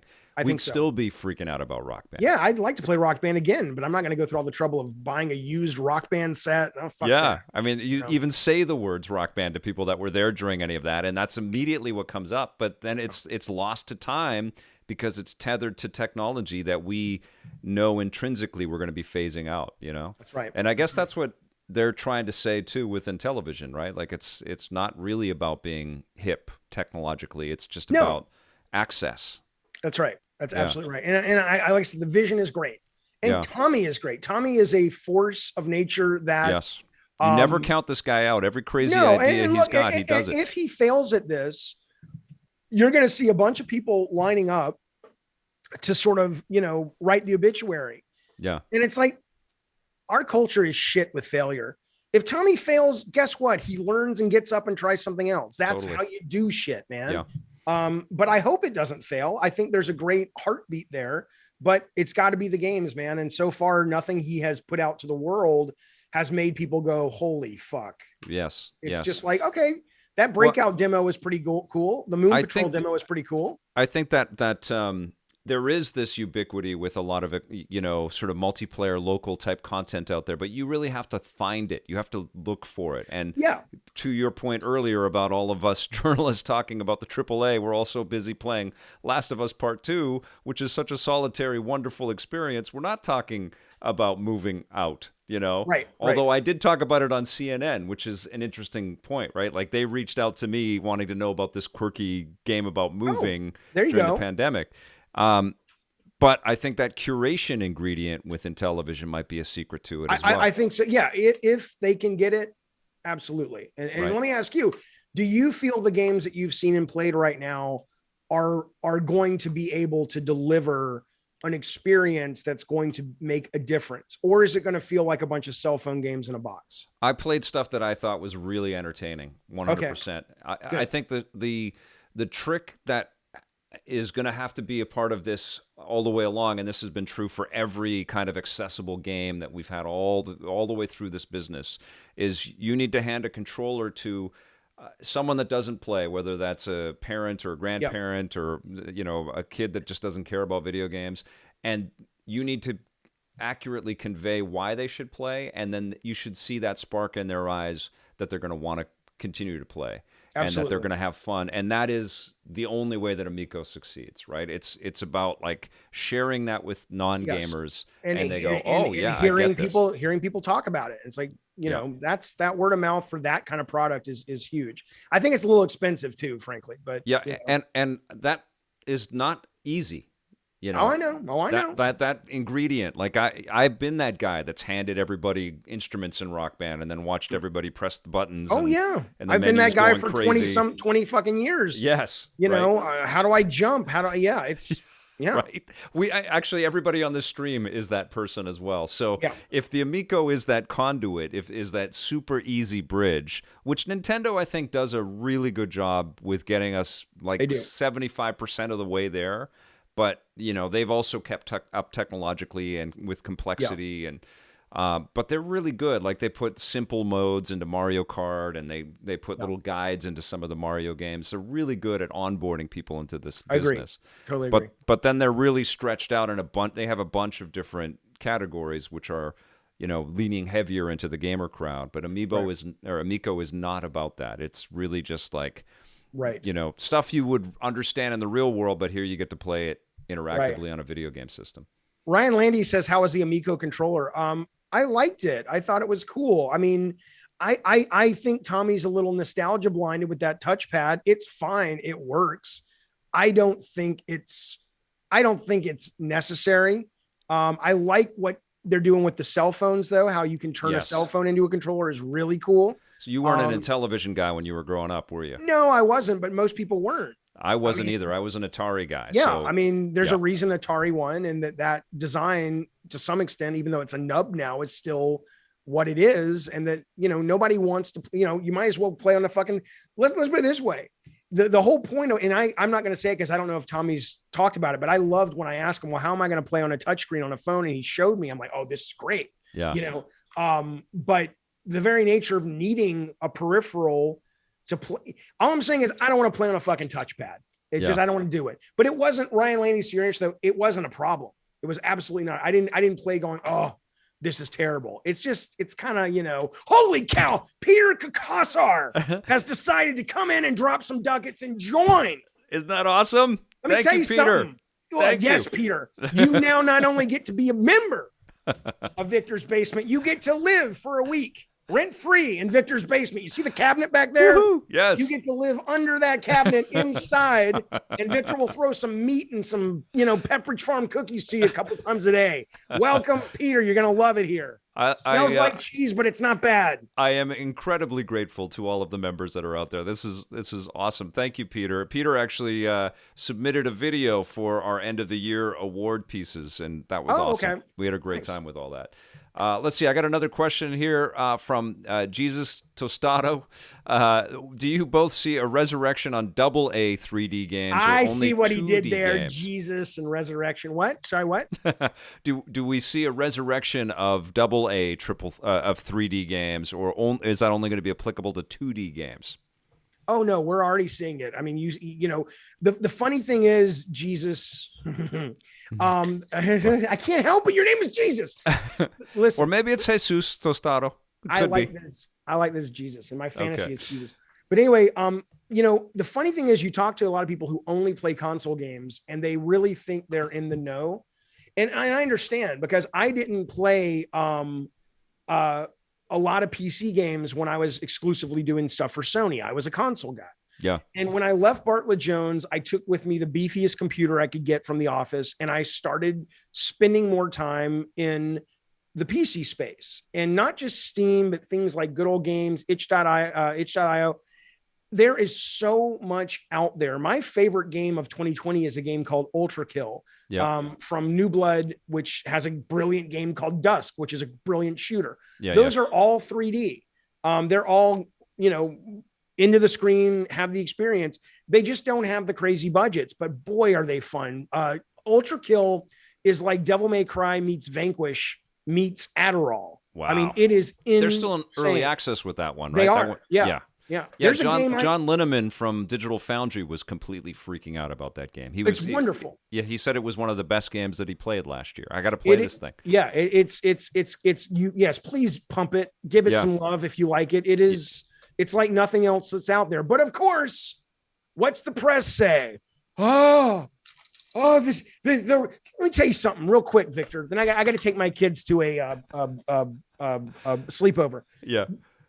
COVID-free. They're intense outside. They're distance. I wouldn't do that. They're not going into, we're very safe here.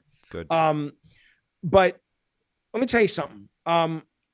Again, I'm playing The Last of Us Part 2. I'm enjoying The Last of Us Part 2. I think there's some great moments so far in that game. I am not shitting on that game. Yeah.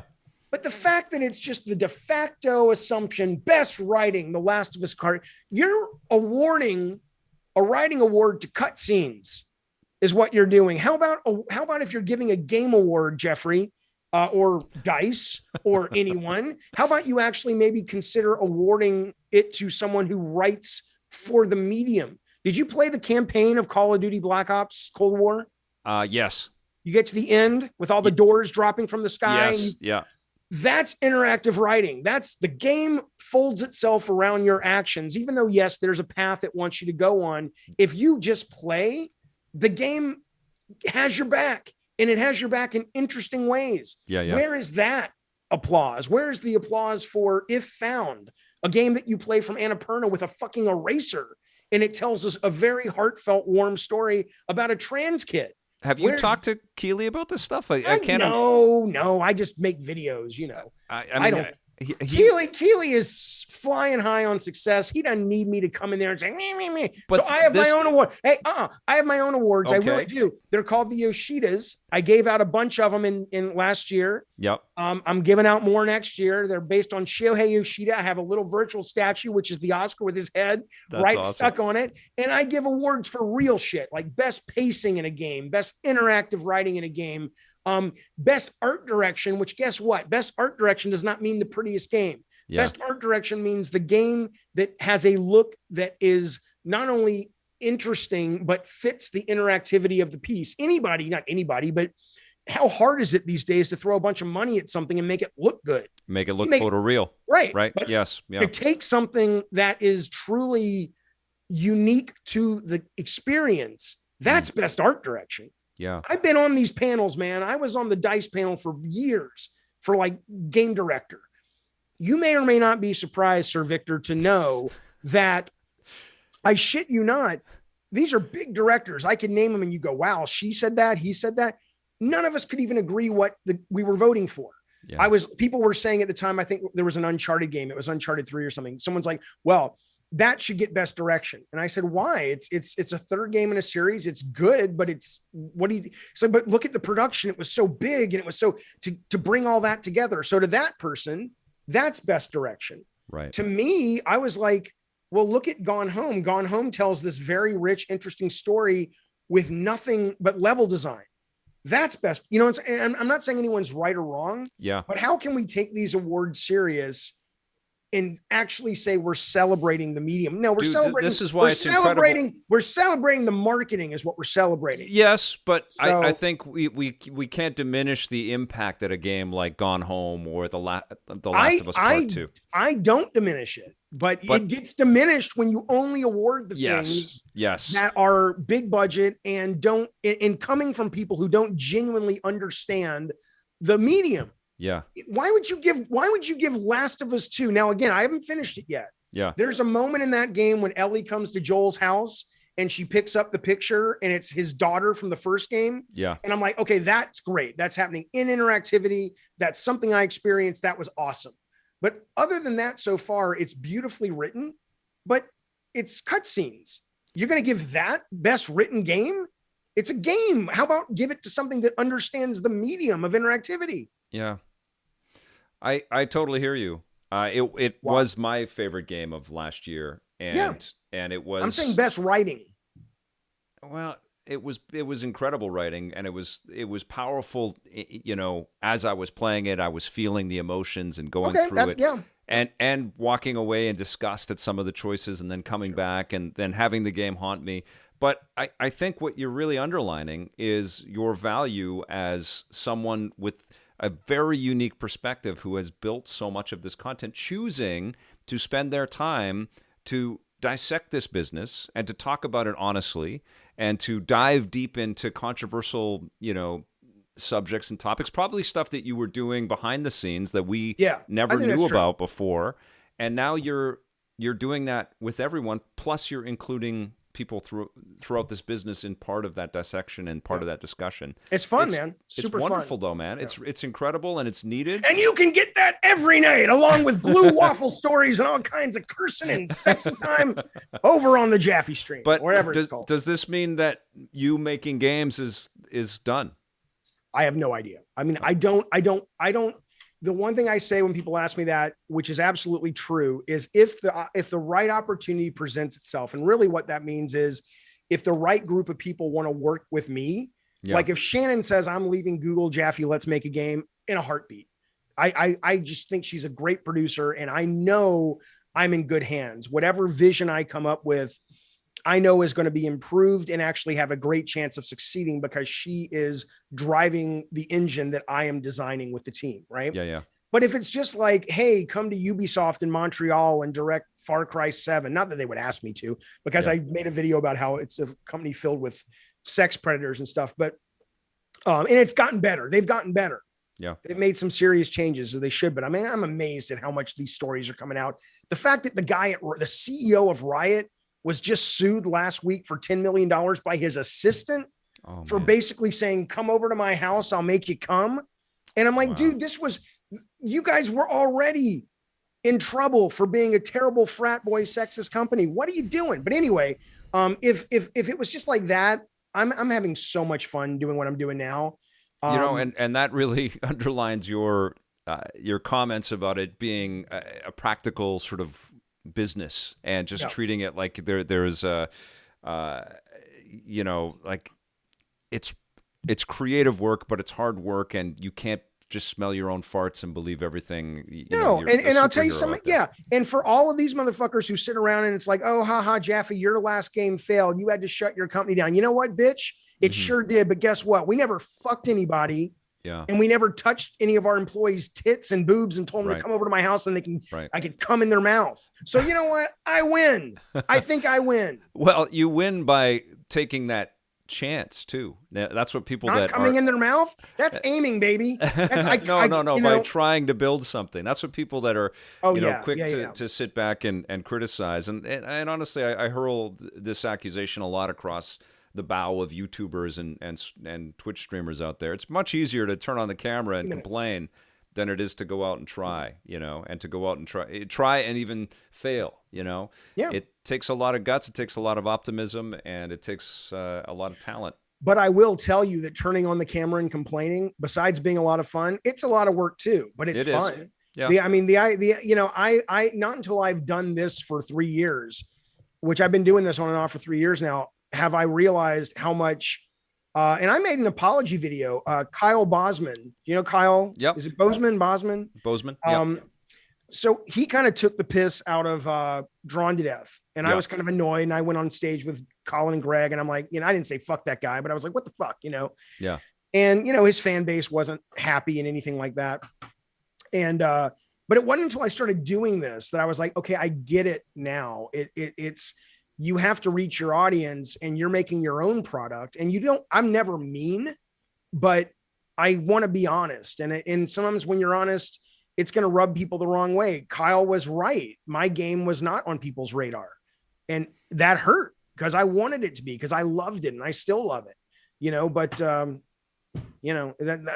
just turning on a camera and complaining, if you really love this medium, which I love this medium right now, it's more than that. Jesus Christ, the VR grid drops a 5 spot. He says, look, more because there's no way. He's already given us a super chat before. Shout out to Mr. Lucas and Mr. Jaffe.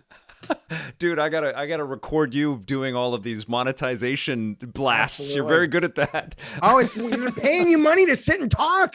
I love it. I'm amazed how many fucking streamers don't engage with their chat. You have an interactive television, motherfucker. Talk to these people. They're showing up. Anyway. All right. Last everybody's question. concerned about the amount of foul language in this, but I love it.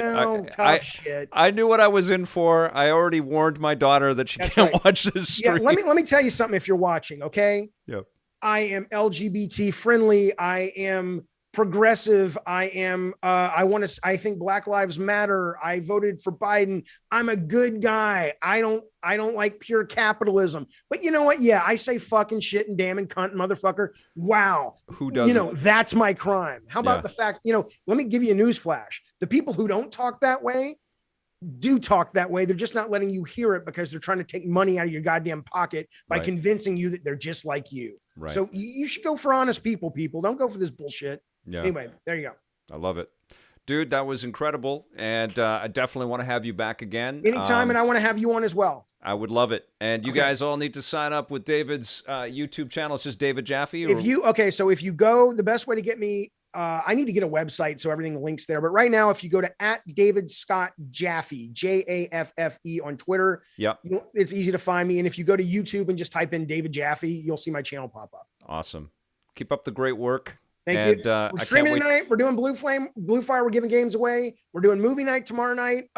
One of the movies is free. Anybody can get in. And then Monday, we're actually playing a brand new video game that students made. We're going to get to judge it and critique it and either hate it or love it. So hopefully I'll see some of you guys online. Dude, what a long and winding road this has been for both of us. And we both end up on YouTube. Isn't that the best? What the fuck happened? Unless they cancel us, then we'll go to Twitch or we'll go or whatever. So. That was awesome, brother. Thank you so much. Thank you, Victor. David Jaffe, everybody. Thank you for joining us on this. We will see you very soon with a brand new podcast, and make sure you tune into our rundowns. Thanks for watching, everybody. We'll see you soon. Until then, play forever. All right. That was fun.